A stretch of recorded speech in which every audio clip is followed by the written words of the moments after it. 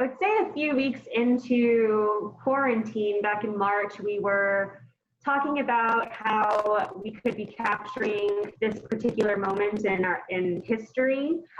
Usually we tend to not think of things that are happening to us in the present day as history, but as historians and as people who work in the museum field, you always have to be thinking ahead to future generations and what they're going to learn about important, impactful times in their past. And so this is one of those moments, kind of experiencing COVID-19 and kind of looking at how, just the Spanish influenza in 1918 is something that we look back on, and what were things that we wanted to know more about that we don't have access through oral histories, objects, things along those lines. So yeah, we were thinking about, okay, if we would like to be able to build on our collection for the Fort Bend History Association, what are ways that we're reaching out to the community to gain some of those stories and those objects?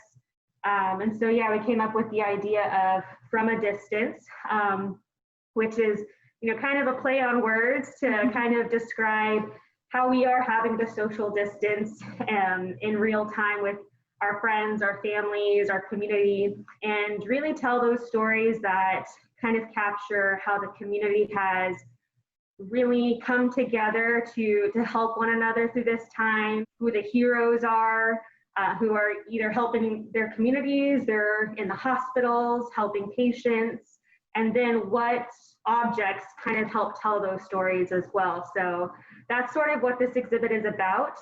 We've talked to members at HEB who have shared pictures with us of just the different signs that they've had to start implementing, and then pictures of their staff, with the different PPE on, and just kind of highlighting the different changes that big chain stores have had to go through, especially HEB in this community. We've talked to some individuals at the University of Houston in the Sugarland location, and gotten some stories of, a student who kind of dropped his education to go and help fight or help in New York when they were really battling a lot of cases. We're really trying to get the broad spectrum of people in our community. So we're looking for students, teachers, stay-at-home parents who, had to switch over to homeschooling or anything like that. Because this pandemic has affected everyone in very different ways. So we're really looking for a lot of different stories that really give us an image of how our community has handled it and kind of thrived in a different way during all of this.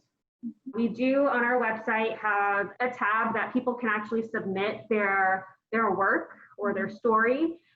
If they go to fortbendmuseum.org/on-exhibit, I believe, there is a form that they can fill out. It's so easy.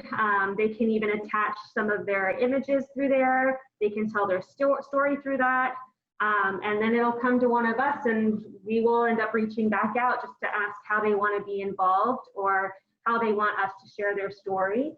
At the moment, we don't have a period when we're going to be kind of putting this exhibit together, just because it is an ongoing pandemic, I guess.